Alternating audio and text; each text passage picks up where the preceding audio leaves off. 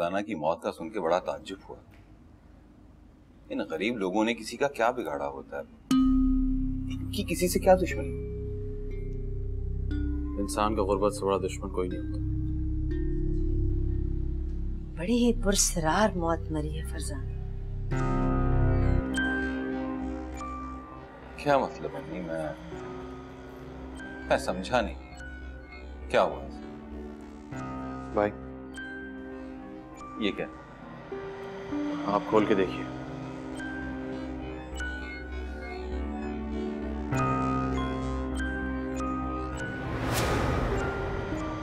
सोनिया का जेवर? ये कहां से मिला? फरजाना की लाश ने ये जेवर पहना हुआ था। उसके गले में किसी ने बिजली की तार लपेटकर उसे मार डाला। उसी तार के ऊपर फरजाना ने हार पहना हुआ था, जैसे किसी ने मैयत को ही जेवर पहना दिया। अम्मी ये कैसे हो सकता है? राशिद, जब से सालिया फौत हुई है इस घर में अजीब अजीब से वाकयात हो रहे हैं। लगता है सालिया का पागलपन हम सब पे सवार हो गया। भाई आपको पुरानी बातें भूलकर इस सूरत हाल को संजीदगी से लेना चाहिए। हमें किसी माहिर रूहानियत की मदद की जरूरत है। तुम्हें क्या लगता है मुझे कुछ नहीं मालूम? मैंने सब कुछ अपनी आंखों से होता हुआ देखा, मगर मैं किसी झूठे पीर वीर को अपने घर नहीं आने देता। भाई हमें किसी ना किसी की मदद तो लेनी पड़ेगी। कोई मावराई मखलूक है जो हमें अपनी मौजूदगी का एहसास दिला रही है और हम मुसलसल उसे फरामोश कर रहे हैं।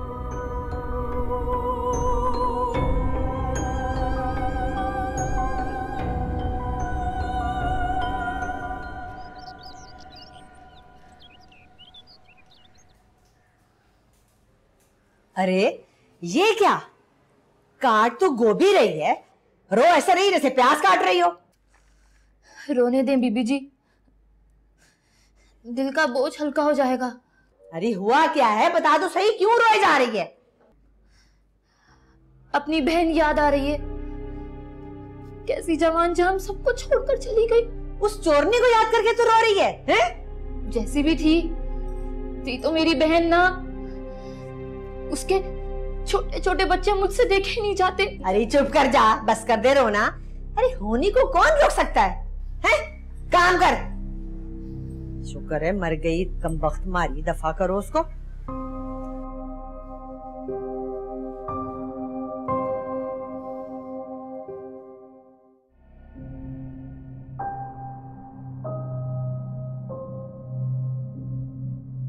शाम को जब शावर लेकर आई तो मेरे बालों में से पानी के बजाय खून टपक रहा था। यहाँ तक कि मेरे कानों और नाक से भी मेरे पूरे कपड़े खून में भरे हुए थे। लेकिन जब नजमा आई तो सब कुछ नॉर्मल हो गया। ये चोटें मुझे कब लगी मुझे याद नहीं है। मुझे तकलीफ भी नहीं है राशिद। इस घर में कुछ है जो किसी और को दिखाई नहीं देता, मुझे दिखाई देता है।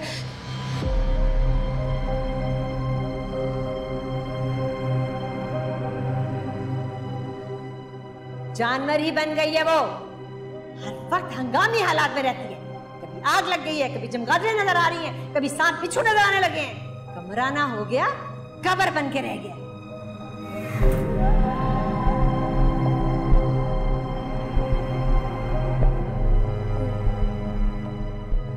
बाल जल गए थे, मैंने काट दी।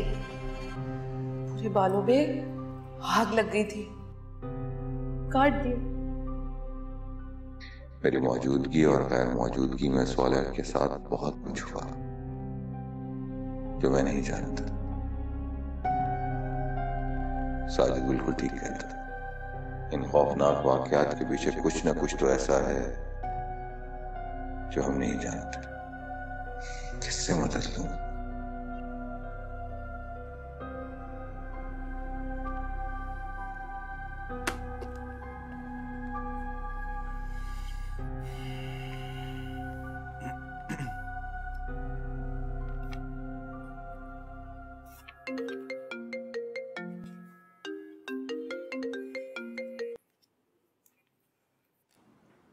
अस्सलाम वालेकुम, कैसी हैं आप?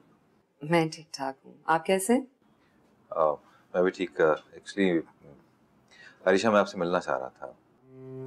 हाँ, तो फिर आप मेरे क्लिनिक आ सकते हैं। क्लिनिक? अगर आपको बुरा ना लगे तो हम आपके क्लिनिक से कहीं बाहर मिल सकते हैं।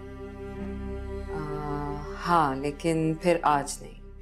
कल मैं 6 बजे तक क्लिनिक से फ्री हो जाऊंगी, फिर हम मिल सकते हैं। Thank you so much. मैं आपकी कॉल का इंतजार करूँगा। अल्लाह। ओके, अल्लाह हाफिज।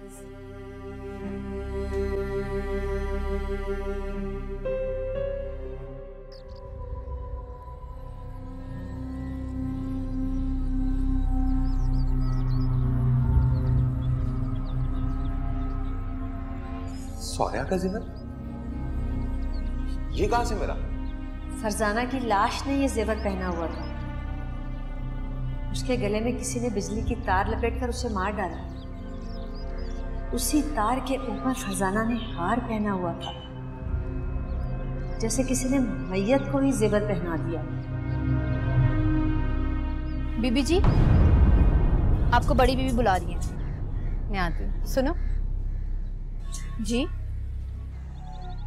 जब सालेहा ने खुदकुशी की थी तुम घर पर थी?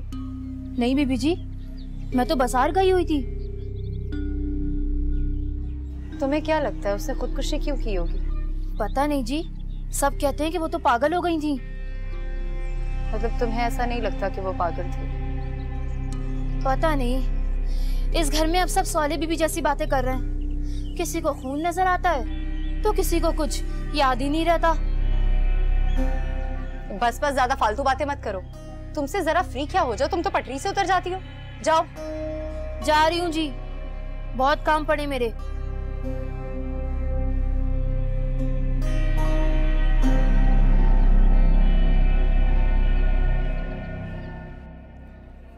सॉरी, मैंने आपको जहमत दी। मुझे लगा कि मुझे आपसे ये बात करनी चाहिए। आप प्लीज मुझसे डिस्कस करें, हो सकता है मैं आपकी कोई मदद कर सकूं।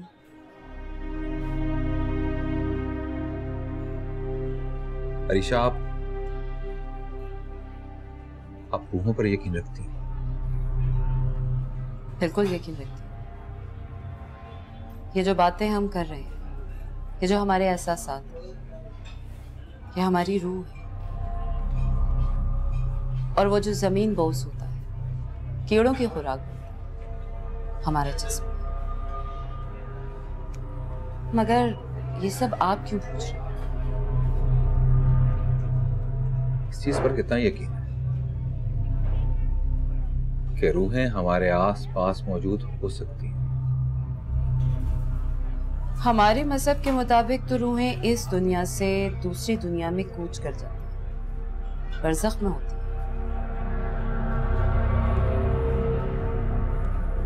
मगर ये इल्म बहुत वसी है, इसमें इतने राज छुपे हैं कि हमारी अक्ल उन तक नहीं पहुंच सकती। इस बारे में वसूख से तो कुछ नहीं कह सकती, मगर खुदकुशी करने वाले और कत्ल होने वाले लोगों की रूहों के साथ क्या मामला होता है, ये तो अल्लाह ही जानता है। मगर ये सब बातें आप मुझसे क्यों पूछ रहे हैं?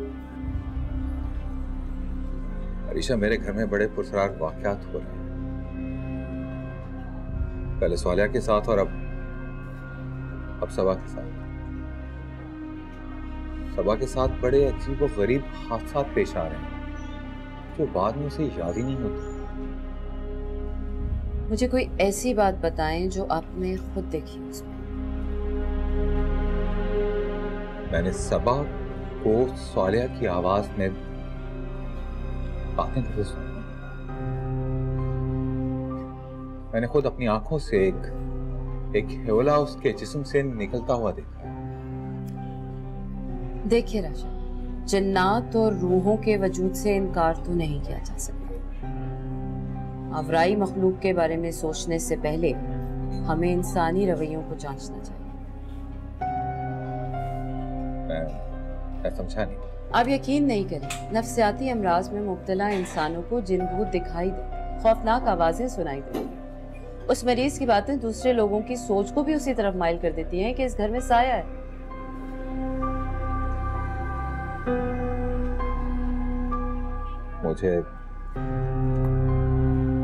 मुझे कुछ समझ में नहीं आ रहा।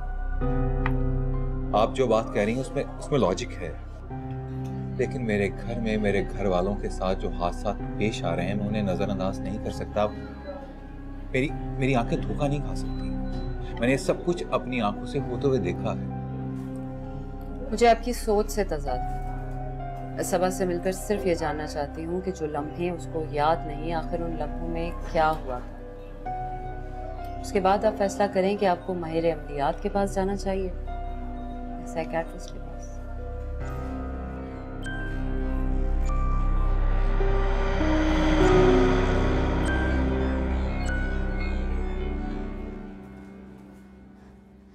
बीबी जी, आपके कपड़े रख दूं अलमारी में? हाँ, रख दो।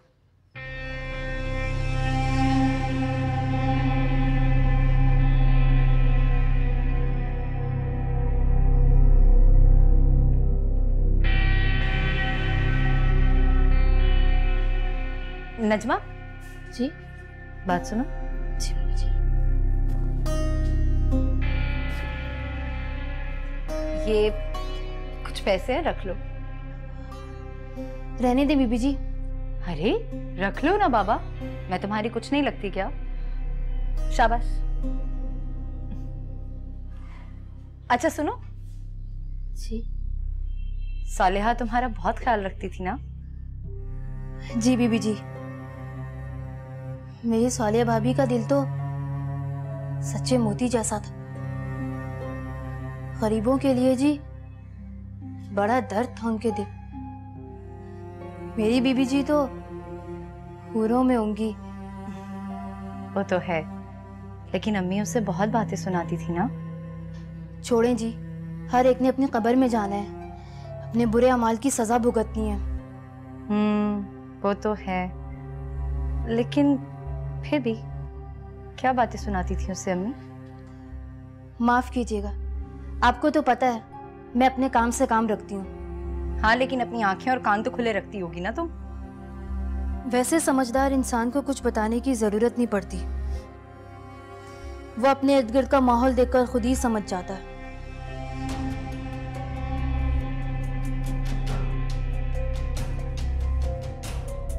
वो तो मैं अच्छी तरह समझ रही हूँ, कौन ऊपर से क्या है अंदर से क्या है, मुझे सब दिखाई दे रहा है। और ये नजमा, ये भी बड़ी मीसनी है, कभी मुंह नहीं खोलती।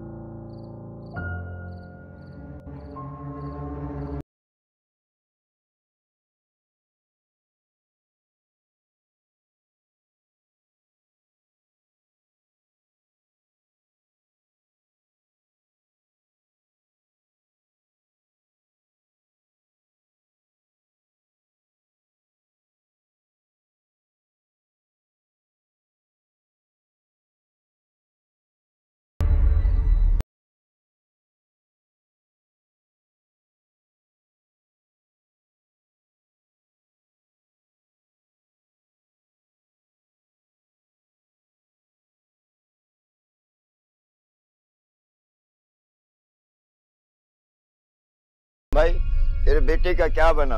तावीज पहना दी थी उसको?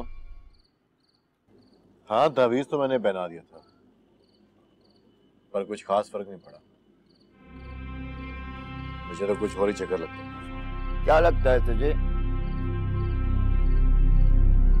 मुझे लगता है कि मेरे घर में किसी ने जादू टोना करवा दिया। मेरी तो बीवी भी पागल बनी फिर रही है। परेशान होने की कोई बात नहीं है। अगर फिर भी ऐसी कोई बात महसूस हो ना, तो पीर सज्जद शाह से राब्ता कर लेना, सब ठीक हो जाएगा।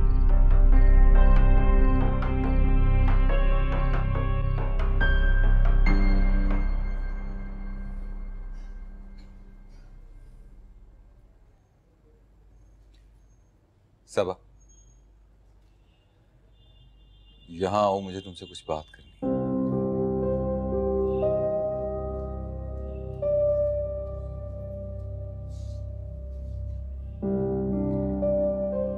देखो सबा, शादी से पहले मैंने तुमसे इसलिए बात की थी कि मुझसे शादी करने से पहले तुम अच्छी तरह से सोच समझ लो, लेकिन शायद उस वक्त तुमने भी जल्दबाजी में फैसला किया।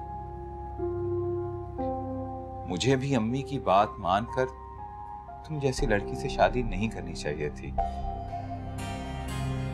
जो किसी भी जिंदा दिल प्यार करने वाले शख्स की बीवी बन सकती थी। सच पूछो, मैं अभी तक खुद को सालिया के लिए माफ नहीं कर पाया हूं, और मैंने तुम्हारी जिंदगी भी बर्बाद कर डाली। तुम ठीक कहती हो, तुम ठीक कहती हो कि मैं किस हक से अपनी बेटियों की जिम्मेदारी तुम पर डाल सकता हूं। राशिद, उस दिन गुस्से में हम दोनों ही कुछ ज्यादा कह गए थे। मैं हमारे रिश्ते को एक और मौका देना चाहती हूँ। बस आप मुझे एक हक दे दें।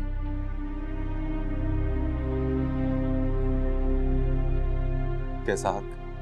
इंतजार का हक। जब आपके कदम खुद ब खुद मेरी तरफ बढ़े, और मैं कोशिश करूंगी कि बच्चों की तरफ से आपको कोई शिकायत का मौका ना मिले। लेकिन राशिद, अम्मी और नजमा को इस जिम्मेदारी में मेरा साथ देना होगा। हाँ, वो दोनों भी मेरी बेटियों को संभालेंगी, लेकिन मैंने एक दो लोगों से बात की है आया के लिए। एक दो रोज में अरेंज हो जाएगी, वो आ जाएगी। जैसा आप मुनासिब समझे। सब आप मुझे एक बात और भी करनी है तुमसे, अगर तुम्हें बुरा ना लगे तो। कहिए। एक साइकियाट्रिस्ट हैं मिस अरीशा, एक दो रोज में हमारे घर आएंगी कुछ ट्रीटमेंट के लिए। बस ऐसे ही एक दो सवालात पूछेंगी तुमसे बस। राशिद, आप सालिहा की तरह मुझे भी पागल समझते हैं? ऐसी बात नहीं है, उनका तरीकाकार है साहब। वो सिर्फ ये मालूम करेंगी कि जो लम्हे तुम्हें याद नहीं है उनमें क्या हुआ। और वैसे भी हमारे घर में जो वाकयात हो रहे हैं उनके बाद ये जानना बहुत जरूरी है। तुम्हारी दिमागी हालत पर किसी को शक नहीं है। और हाँ, आइंदा सालिहा के लिए ये बात मत बोलना। वो पागल नहीं थी, पागल नहीं थी।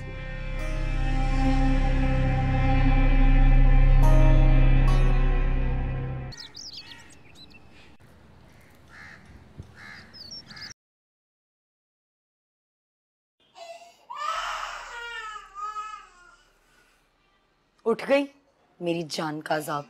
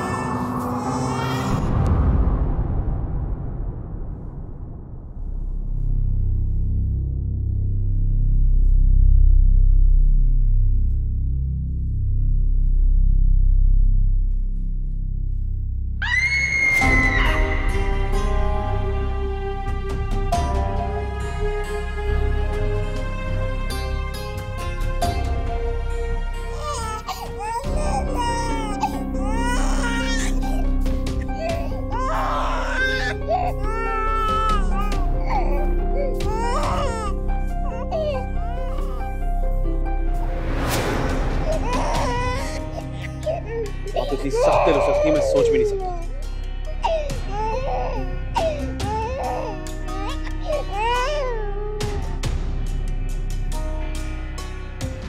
एक से बढ़कर एक बदतमीज है इस घर में।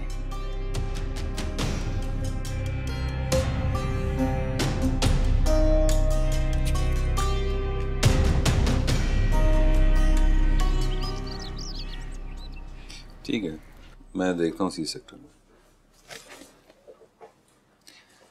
नहीं, आप बेफिक्र रहिए, मैं शाम में बताता हूँ। भाई मैं जो शफक की हालत घर पर देख कर आया हूँ, हमें उसके मामले में घर पे किसी पे भरोसा नहीं करना चाहिए। आप जल्द से जल्द किसी आया का बंदोबस्त करें। अरे यार, आया भी तो मुलाजमा ही होगी। भाई वो सिर्फ अपनी ड्यूटी अंजाम देगी, नजमा की तरह सारे घर का काम उसकी जिम्मेदारी नहीं हो। अरे यार, शफक के लिए मैं खुद बहुत परेशान हूँ। हालांकि मैं नजमा को अलग से पैसे देता हूँ, लेकिन कोई फायदा ही नहीं। तुम ठीक कह रहे हो, किसी ना किसी मुलाजमा का बंदोबस्त करना ही पड़ेगा। मैं साबिर से कहता हूँ।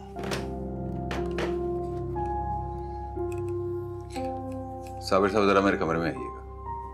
बहुत शुक्रिया।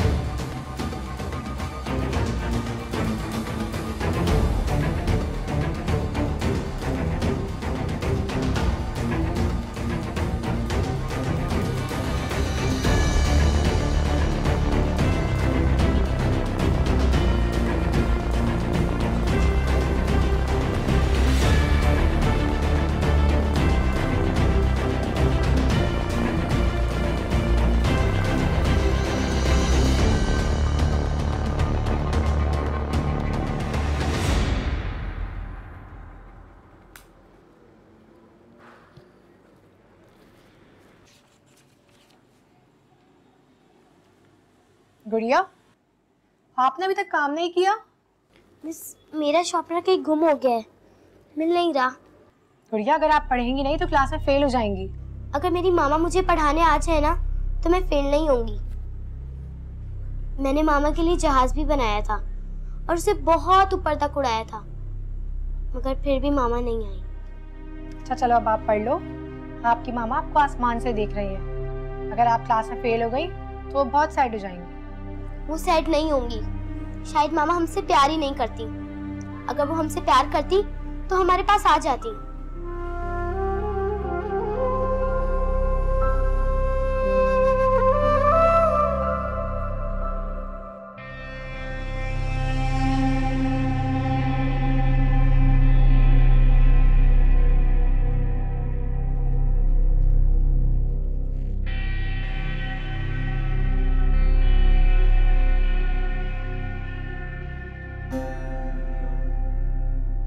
राशिद,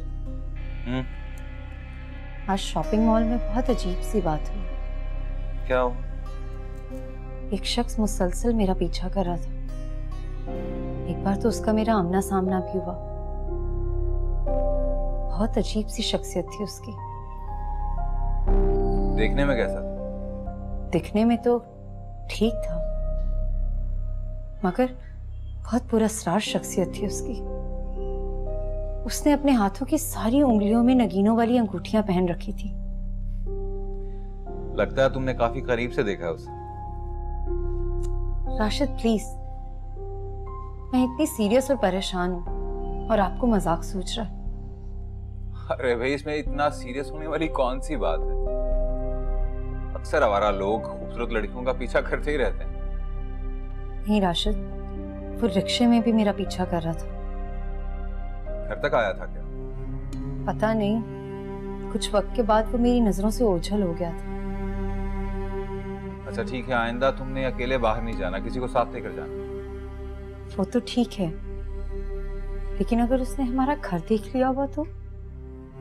I mean, कोई चोर डाकू हुआ तो? अरे भाई ज्यादा मत सोचो, होने को कुछ भी हो सकता है।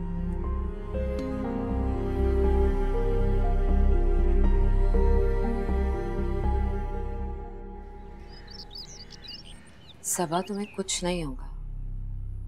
तुम्हें बस मेरी इंस्ट्रक्शंस पर अमल करना होगा। मैं तुम्हें नींद में ले जाकर कुछ सवालात पूछूंगी।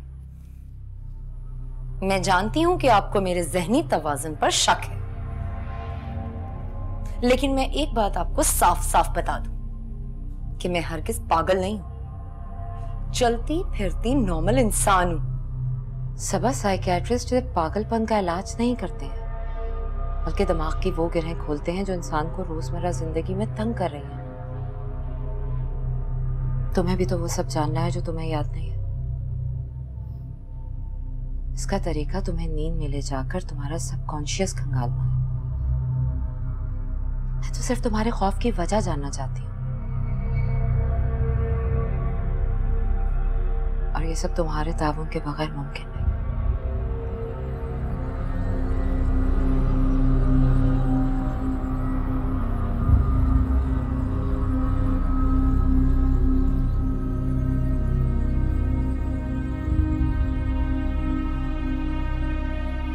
ठीक है,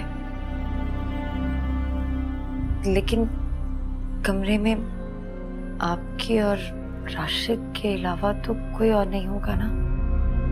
नहीं, सिर्फ हम दोनों तुम्हारे पास हैं।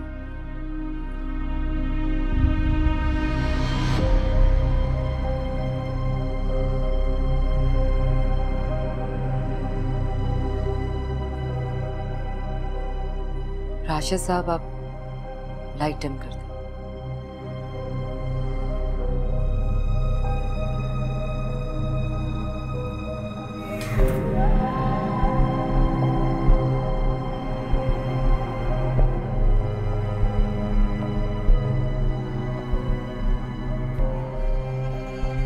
मैं आपको जैसे जैसे कहूंगी आपको वैसे ही करना होगा। सबा, आप सो रही हैं। आपकी आंखें नींद से बोझल हो रही हैं। आपके आसाब शल हो चुके हैं। आपका जिस्म निढाल हो रहा है, आप सो रही हैं।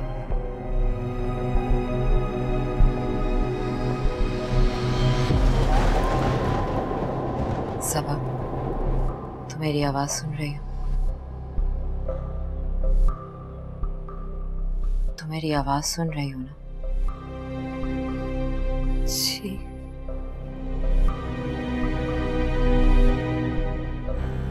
एक दिन पीछे जाओ। क्या कर रही हो? अलमारी सेट कर।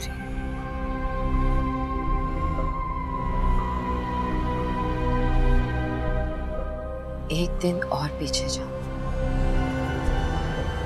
क्या हो रहा है? शफक रो रही है। कैसी लगती है आपको शफक?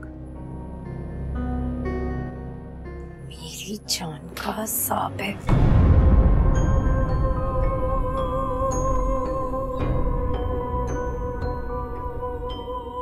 सबा, कुछ दिन पीछे जाओ। पीर के दिन। आप क्या कर रही हैं? अपने कमरे में बैठी।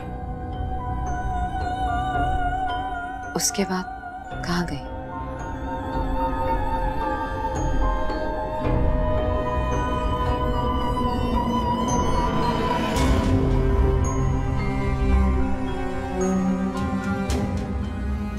यहाँ बहुत अंधेरा है।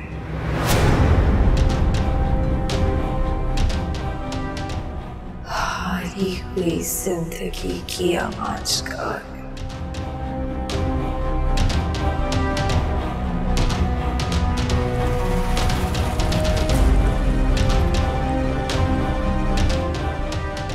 क्या कर रही हो? मिट्टी को रेत रही हूँ। सन्नाटे का राज है। उसके बाद